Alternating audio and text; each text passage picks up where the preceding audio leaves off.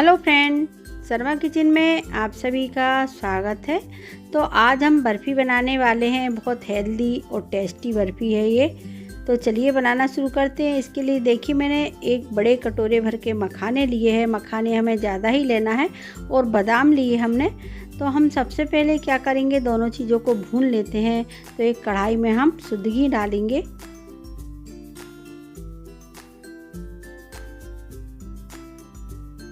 और अब हम इसमें मखाने डाल देंगे। हमें मखाने को भूनना है। तो हमें मखाने जब तक कुरकुरे ना हो जाए, जब तक हम मखाने को भूनेंगे। इस बर्फ़ी को हम कभी भी बनाकर खा सकते हैं, त्यौहार पर भी बनाकर खा सकते हैं और व्रत में भी हम इस बर्फ़ी को बनाकर खा सकते हैं। बहुत ही टेस्टी बर्फ़ी लगती है ये। तो देखिए हम मखाने को भून लेते हैं और चेक भी करेंगे कि हमारे मखाने हुए या नहीं।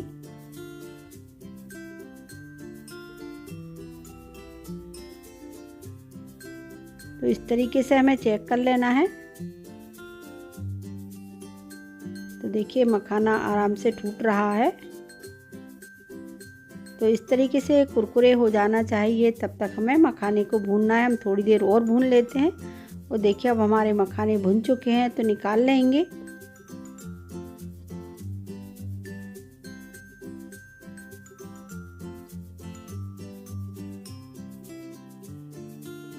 अब इसी में बादाम को भी भून लेंगे। थोड़ा सा ही घी डाला हमने और बादाम को भी हमें भून लेना है। अच्छा, इस बर्फ़ी को हम 8-10 दिन तक रख कर खा सकते हैं, ख़राब नहीं होती है। और देखिए अब हमारी अच्छे से बादाम भी भुन चुकी है। तो बादाम को निकाल लेते हैं। तो अब हमने मखाने और बादाम दोनों को पीस लिया है और नाप भी लेते हैं, क्योंकि हम इसी अंदाज से शक्कर और गुड़ दोनों ही चीज़ को डालेंगे। तो देखिए 1 कटोरी मखाना, इसको भी नाप लेते हैं हम।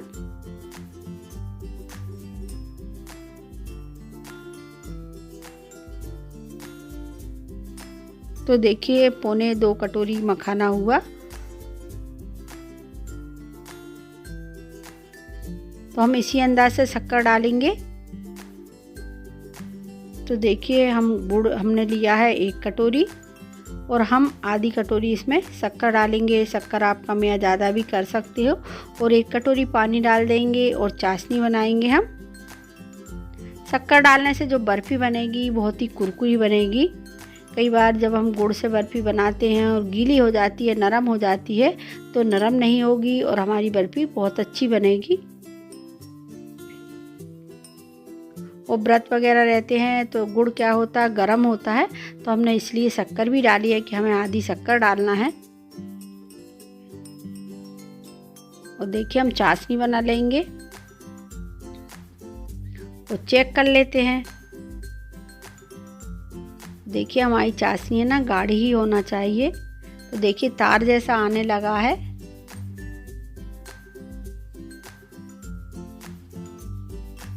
तो अब हम इसमें मखाने डाल देंगे जो हमने पीस के रखे थे और अच्छे से मिलाएंगे।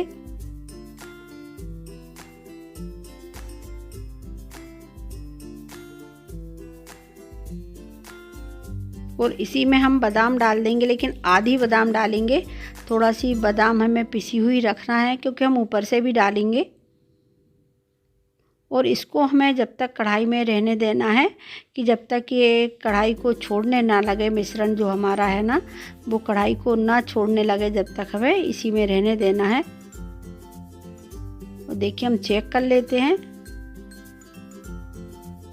पर जब ये ठंडा हो जाए तभी चेक करना है। गुड़ में हाथ बहुत जल्दी जलता है, इसलिए हमें ठंडे होने पर भी चेक करना है। तो देखिए गोली जैसी बनने लगे तो मतलब हमारी बर्फ़ी हो चुकी है। तो देखिए आराम से ये गोली बन रही है।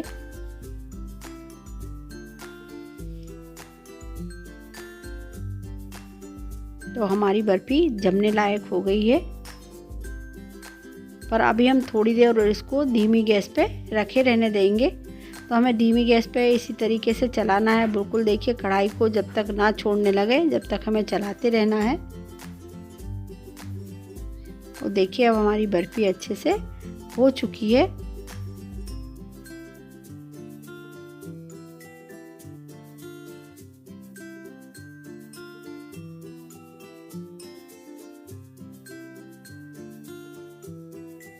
और हम निकाल लेते हैं। देखिए प्लेट में हमने पहले से घी लगाकर रख लिया था, तो हम निकाल लेंगे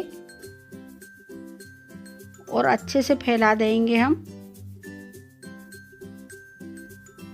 और जो हमने बादाम रखी थी उसको भी हमें ऊपर से डाल देना है, बारीक वाली, क्योंकि हम नारियल बूरा डालेंगे तो उससे नारियल का टेस्ट आ जाएगा, इसलिए हमें बारीक वाली जो हमने पीस के बादाम रखी थी उसी को डालना है।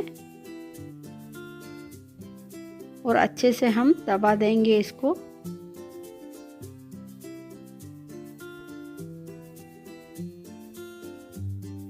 और अब हमने इसको 1-2 घंटे के लिए रख दिया था, इसकी हम लाइन कर देते हैं। तो आप जितने बड़े पीस में भी काटना चाहते हो काट सकते हो।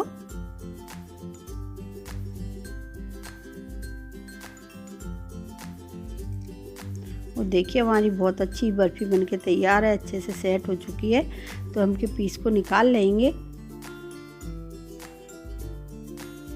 तो देखिए मैं आपको निकाल कर भी दिखाती हूँ। तो हमें थोड़ा सा इसको गरम कर लेना है गैस पे, धीमी गैस पे हम थोड़े से गरम कर लेंगे तो बहुत आसानी से ये बर्फ़ी निकल जाएगी। तो हमने इसको गरम कर लिया था। और देखिए हमारी बहुत अच्छी बर्फ़ी बनके तैयार हुई है।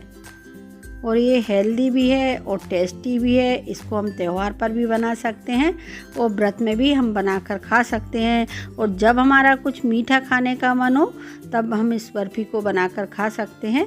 और यदि आपको मेरी बर्फ़ी की रेसिपी पसंद आई हो तो आप लाइक कीजिए, शेयर कीजिए, सब्सक्राइब करना मत भूलिएगा और आप भी बनाइएगा इस प्रकार की बर्फ़ी को।